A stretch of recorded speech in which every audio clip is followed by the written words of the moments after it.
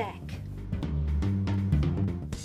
Rainbow Stack is our most popular game. It's great for all ages, including adults. It's a fantastic way to learn or reinforce number bonds, or rainbow facts as we call them here in Queensland. It's simple, repetitive and quick. And strategic, depending on how you want to play. Let's take a closer look at how this stacking game is played. If you wanted to use this game in a small group situation, we suggest that you use the bigger board. There's twice the amount of numbers, so the game is pretty quick, and you tend to get rid of your chips quite quickly.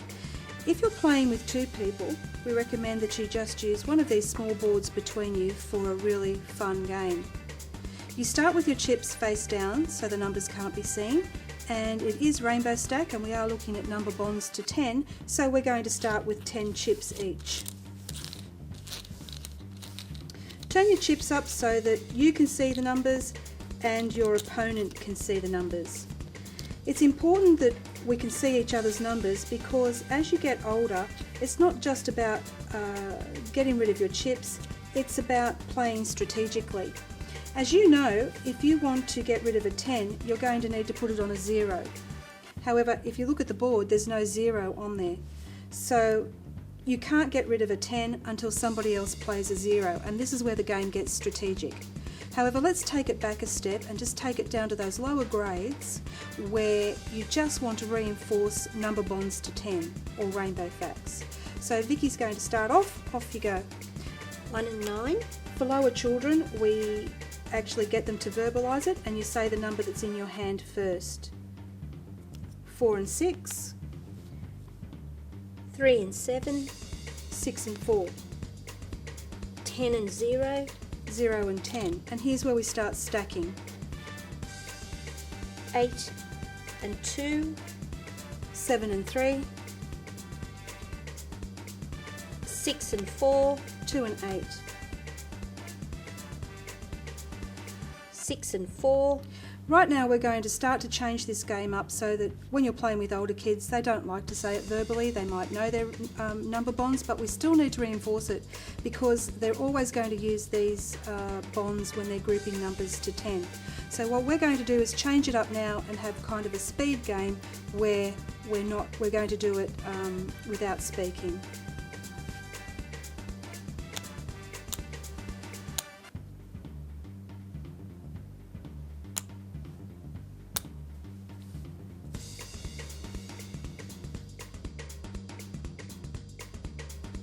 When you can't go, you pick up. And it's your turn.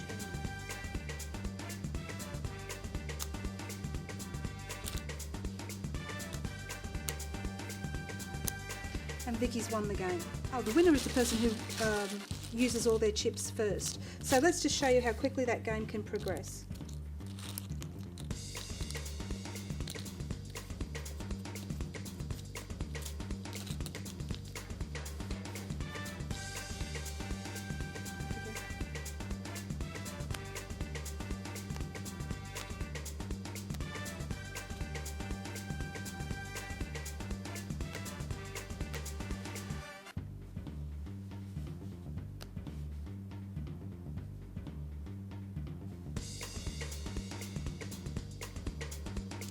And what Vicky's doing now is looking at her numbers and going, well, I need to find an 8, I need to find a 2, and she's seeing if there's any of those numbers on the board to play.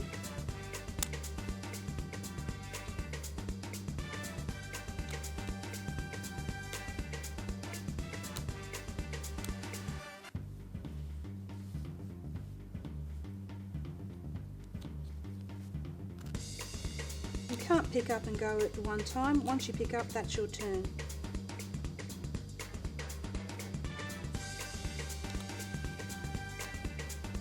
I'm looking for a 1 or a 0. There's none on the board, I pick up.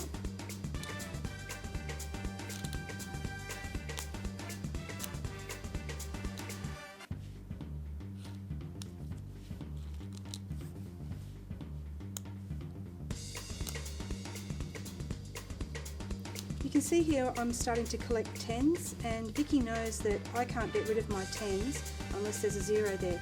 So if she was to pick up a 0, she wouldn't necessarily play it because she knows that I can use my 10. So you don't have to go, you can choose to pick up instead.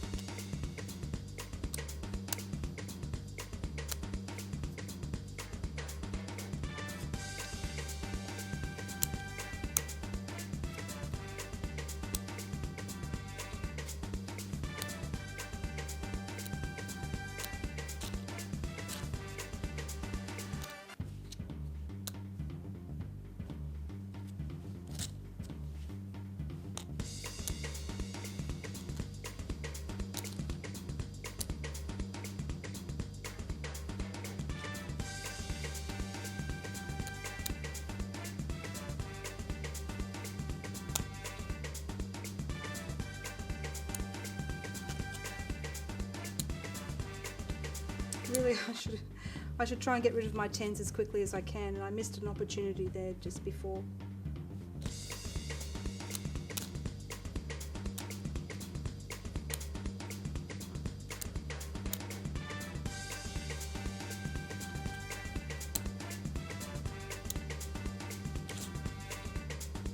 Aha!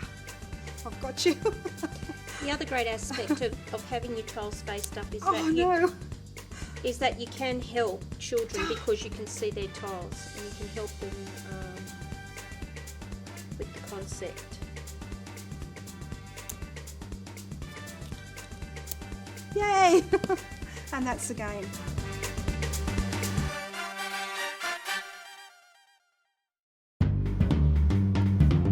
Double and half stack.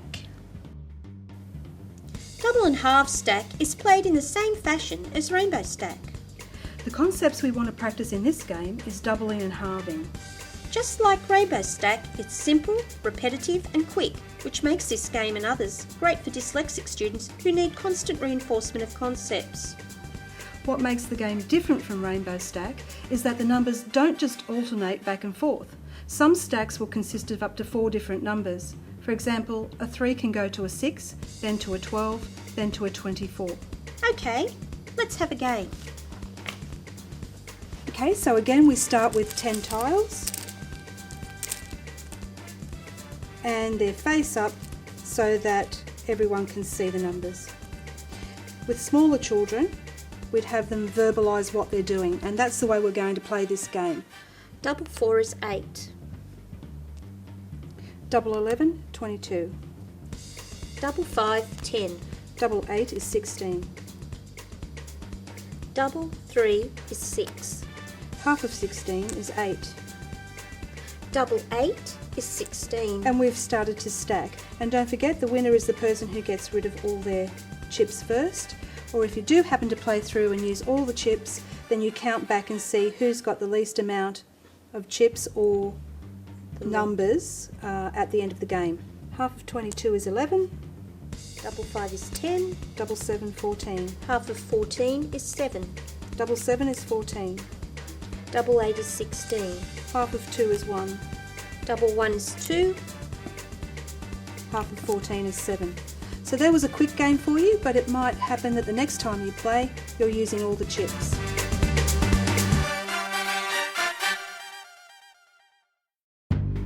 Techno-tile.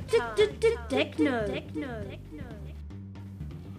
Our favourite game at the moment is Techno-tile. In Techno-tile, the aim of the game is to use your tiles to make different combinations of numbers that add to 10.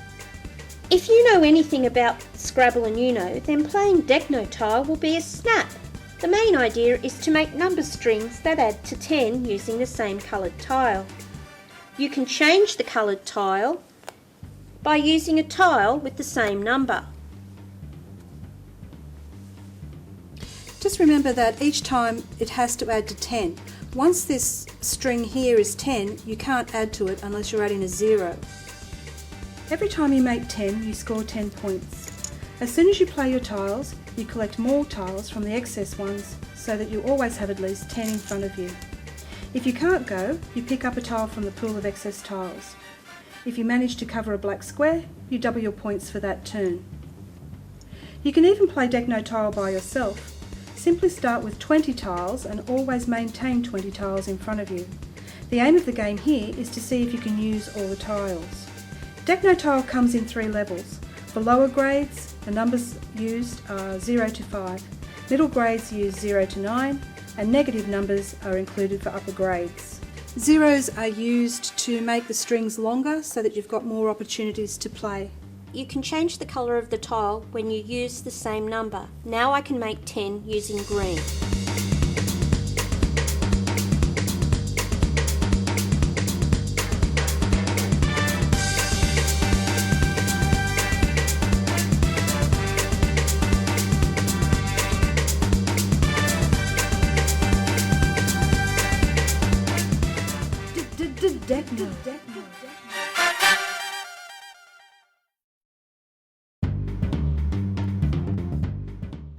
Make it work.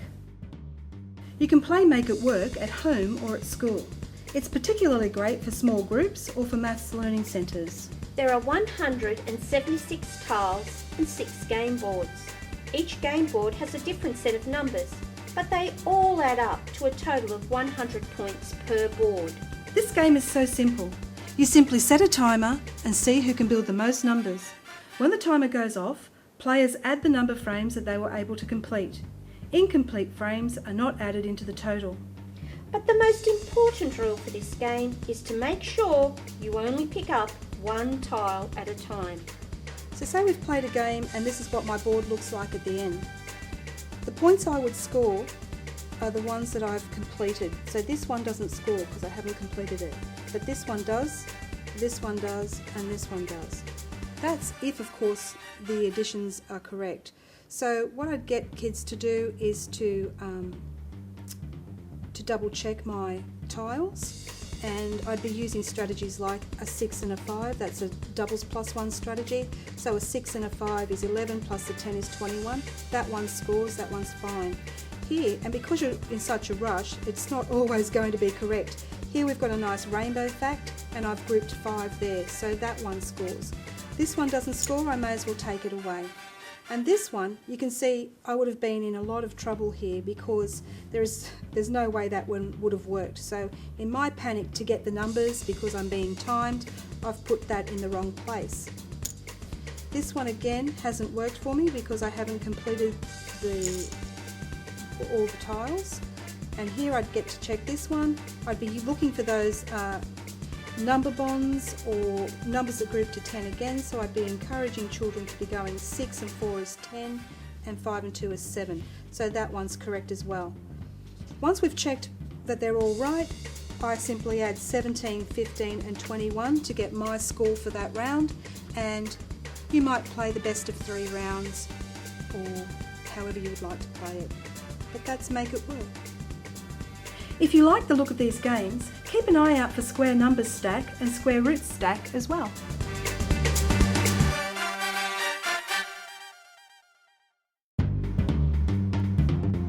CVC Word Stack.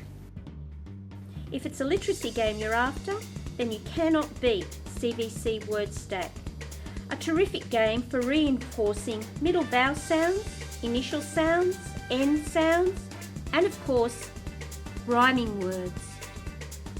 When playing CVC Word Stack, the only vowels you'll find in this game are the vowels down the centre of the board.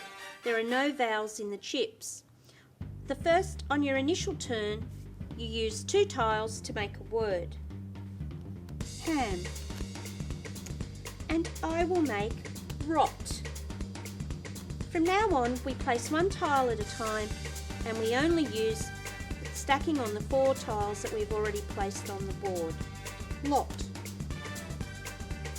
Hot. Dot.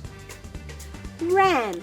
And I would explain to the children that I'm playing with that ram is a sheep, a male sheep. Sometimes I ask them to put the word in a sentence. Ham. Cot. That's what a baby sleeps in. Can we have Sam today, Vicky? No, I don't allow proper nouns. However, that can be determined by the teacher aide or the teacher playing this game.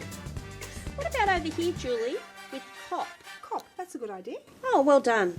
Okay, I also like to encourage the children to try their letter sound in each position if they're not too sure. For example, that's an nag, san, no, san's not a word, nop, no, nop's not a word. What about con? Yes, I could use con again. And away I go, and I've just won the game because I'm the first person to use up all their tiles. If you do need to pick up a tile, remember picking up a tile is your turn. Included in the CVC word stack pack are smaller game boards where the teacher can choose to isolate the middle vowel sound. E and are very often confused with children learning to read. So the teacher can choose to reinforce a particular sound using one of the smaller game boards. And the game is played exactly the same. So initially you put down 2 tiles.